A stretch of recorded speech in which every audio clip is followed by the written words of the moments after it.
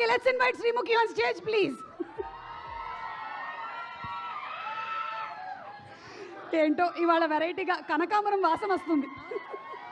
Generally మల్లెపూలకే వస్తాయి. Okay Sreemukhi తీసుకో. అందరికీ నమస్కారం. ఎలా ఉన్నారు బంగారాలు? ఫస్ట్ ఆఫ్ ఆల్ ఇక్కడికి విచ్చేసిన మీ అందరికీ, ఇక్కడ ఇంత ఎనర్జీ ఇస్తున్న మీ అందరికీ thank you so much. And yes, చాలామంది పెద్దలు ఉన్నారు, సో క్విక్గా ఫినిష్ చేసే ప్రయత్నం చేస్తాను. So firstly my dearest darling Nandini Reddy గారు, ప్లీజ్ అక్క, ప్లీజ్ కమ్. ఈరోజు నేను ఈ స్టేజ్ మీద ఇక్కడ ఉన్నాను, ఈ సినిమా ప్రీ రిలీజ్ ఫంక్షన్లో ఉన్నాను. 2.5 సంవత్సరాల తర్వాత బోలా శంకర్ అనే సినిమా తర్వాత ఇక్కడ ఉన్నాను అంటే దానికి ఏకైక కారణం మీరు. నన్ను భరించి, నన్ను ఓపిక్గా ఒప్పించి, నన్ను చిన్నపిల్లలాగా నడిపించి ఈ సినిమాలో ఒక బంగారంలాగా తీర్చిదిద్దినందుకు thank you so much. I love you. Thank you for trusting me. And ముఖ్యంగా చెప్పాలి అనేసి అంటే ఇద్దరు వ్యక్తుల గురించి చెప్పాలి, రాజ్ గారు, డీకే గారు. మీరు అసలు తెలుగు వాళ్ళని మాకు తెలియదు sir.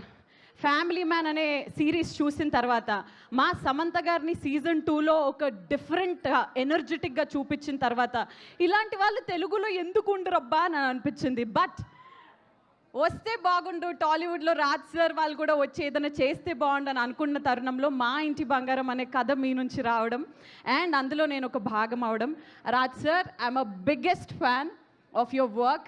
I just wish this association continues in some or the other way, but I'm just waiting for Family Man, the other series of Family Man, the next part of the Family Man, and I'm so happy to be a part of this film. And ముఖ్యంగా మా సినిమాలో నటించిన ప్రతి ఒక్కరికి, actors అందరికీ కూడా they are all darlings.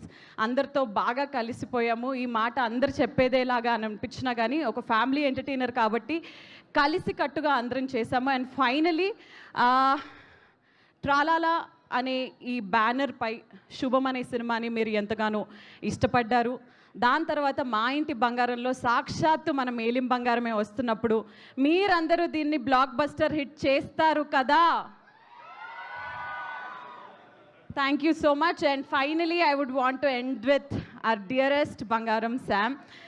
Sam, మీ గురించి చాలా చెప్పాలి కానీ ఐ నో చాలామంది ఉన్నారు, బట్ సమంత గారి గురించి వినడం తప్పితే ఆవిడని డైరెక్ట్గా చూడడం, ఆవిడతో వర్క్ చేయడం, నిజంగా ఎలా ఉంటారు, ఆవిడ ఎలా ప్రవర్తిస్తారు, ఎలా మాట్లాడతారు అనేది లైవ్లో చూస్తున్న ప్రతిసారి నిజంగా 15 సంవత్సరాల సినిమా ఇండస్ట్రీ జర్నీ ఒక ఎత్తు, ఇంత స్టార్డమ్ ఒక ఎత్తు, ఆల్మోస్ట్ అన్ని లాంగ్వేజెస్లో అందరికీ పరిచయం ఉన్న వ్యక్తి సమంత గారు అని అంటే ఇంత డౌన్ టు ఎర్త్గా ఎలా ఉంటారు ఒకళ్ళు, ఇంత డిసిప్లిన్గా ఎలా ఉంటారు ఒకరు, ఒక ఫలానా స్టేజ్ రీచ్ అయిన తర్వాత, ఒక స్టార్డమ్ వచ్చేసిన తర్వాత చాలామంది రిలాక్స్ అయిపోవడం నేను చూశాను.